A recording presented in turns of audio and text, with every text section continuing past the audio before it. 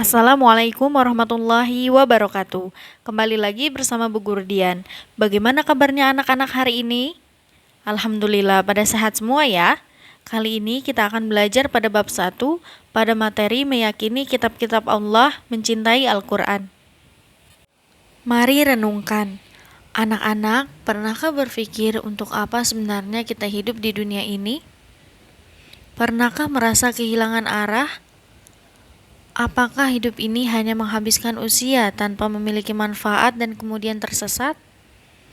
Coba renungi, apa jadinya apabila kita menaiki kendaraan di jalan namun tidak memiliki tujuan yang jelas? Kita hanya naik, tapi tidak tahu kemana tujuannya. Tentu kita hanya akan menghambur-hamburkan bahan bakar dan mengganggu perjalanan pengguna jalan yang lain. Bahkan lama-kelamaan kita bisa tersesat. Hidup tanpa tujuan ibarat rumah tanpa lampu, bumi tanpa gravitasi, tata surya tanpa matahari. Hidup tanpa tujuan ibarat kata-kata tanpa huruf. Jadi hidup ini harus memiliki arah atau tujuan yang jelas dan benar. Lalu siapa yang mengetahui arah atau tujuan hidup yang benar itu? Tentu yang mengetahui secara pasti adalah Allah Subhanahu wa Ta'ala, Tuhan yang menciptakan manusia. Allah sangat tidak menghendaki kita manusia hidup dalam kesesatan. Oleh karena itu, Dia memberikan arah yang jelas dengan cahaya petunjuknya. Allah Subhanahu wa Ta'ala memberikan petunjuk mengenai tata cara mendekatkan diri kepadanya, sehingga kelak di akhirat dapat bertemu dengannya dalam keadaan menjadi hamba yang dikasihi. Allah Subhanahu wa Ta'ala menghendaki hidup kita ini saling membantu, saling membahagiakan, serta menanam berbagai amal kebaikan selama hidup di dunia. Sebaliknya, Allah Subhanahu wa Ta'ala tidak menghendaki manusia saling menyengsarakan dan menyakiti satu sama lain. Ayo introspeksi diri masing-masing.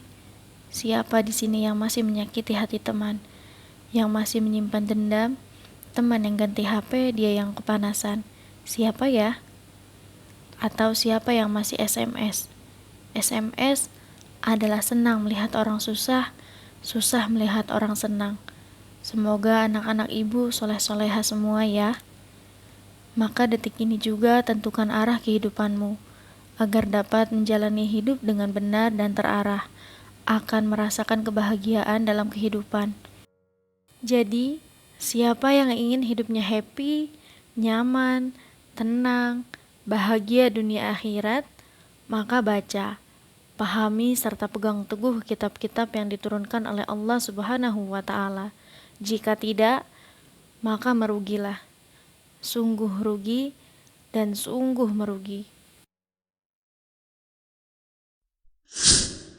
Anak-anak ibu yang soleh-soleha, ibu mau tanya, apakah semua rasul itu mendapatkan wahyu dari Allah Subhanahu wa Ta'ala? Ada yang bisa menjawab? Ya, tentu. Tapi kenapa ya tidak berimbang? Jumlah nabi ada 25 sementara kitabnya hanya 4. Ada yang bisa menjelaskan? Pada dasarnya semua nabi itu mendapat wahyu untuk diajarkan kepada umatnya. Nabi-nabi yang kita yakini itu tidak semuanya menjadi rasul, dan tugas mereka pun berbeda dengan rasul. Rasul mendapat wahyu berupa kitab-kitab suci untuk diajarkan kepada umatnya, sedangkan nabi hanya berlaku untuk dirinya sendiri. Wahyu ada yang ditulis dan ada yang tidak. Wahyu yang ditulis berbentuk berupa lembaran-lembaran yang disebut suhuf. Di antara yang ditulis itu, ada juga yang dikumpulkan dan dibukukan menjadi kitab.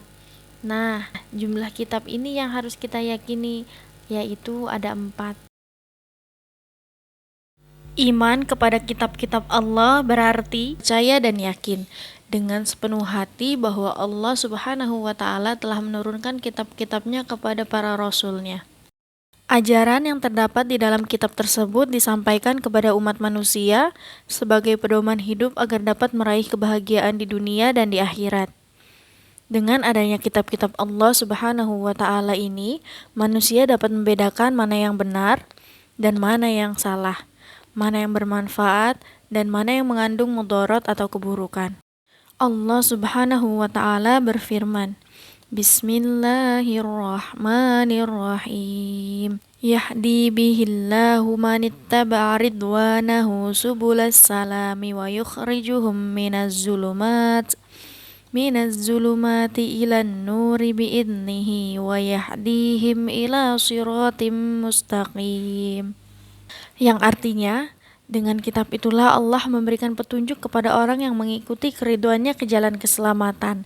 Dan dengan kitab itu pula Allah mengeluarkan orang itu dari gelap gulita kepada cahaya dengan izinnya dan menunjukkan ke jalan yang lurus.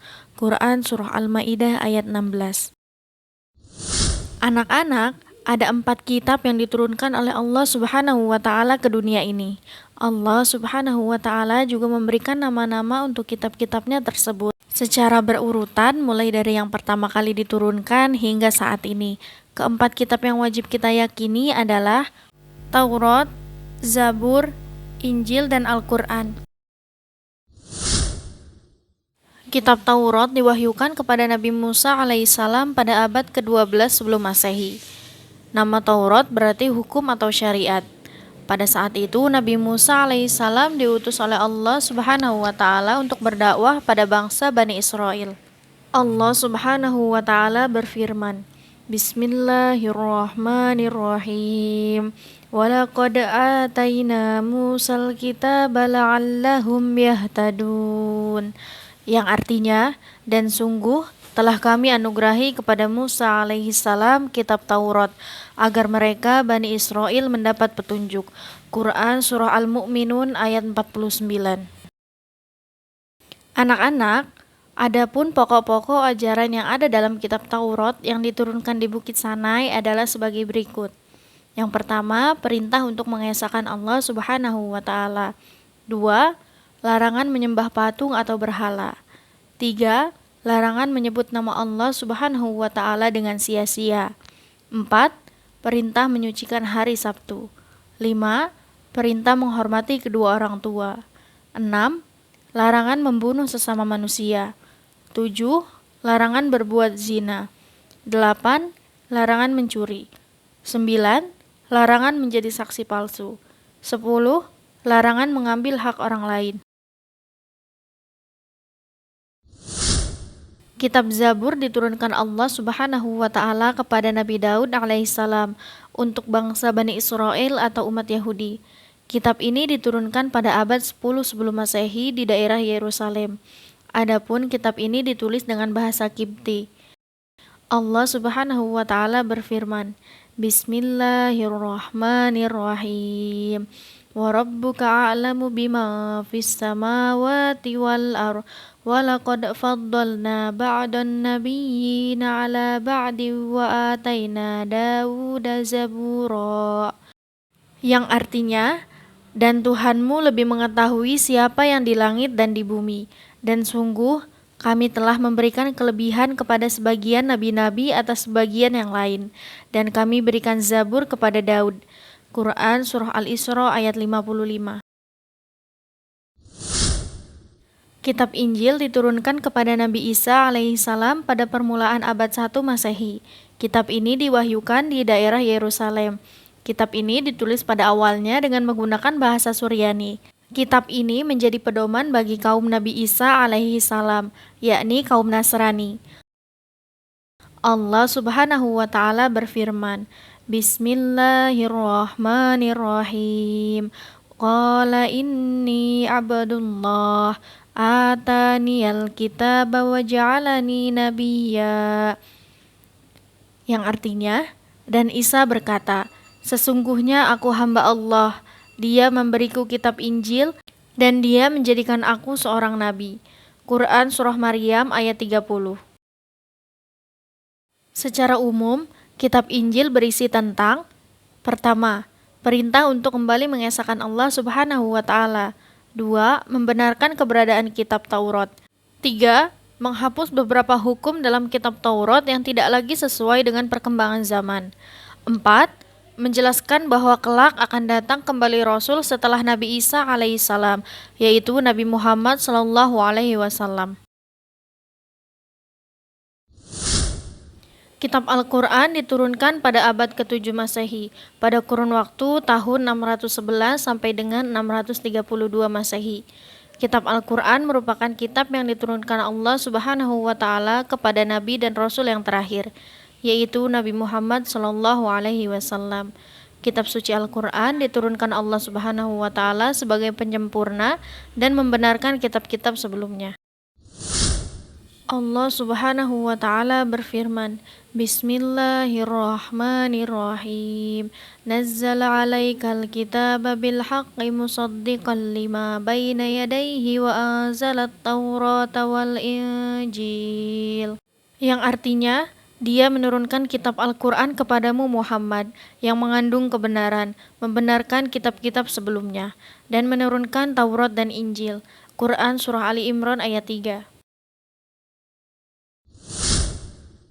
Anak-anak, siapa yang mau bahagia dunia dan bahagia di akhirat? Sebagai umat Islam, kita harus mencintai Al-Quran dan bertekad untuk menjaga serta mengamalkan isinya.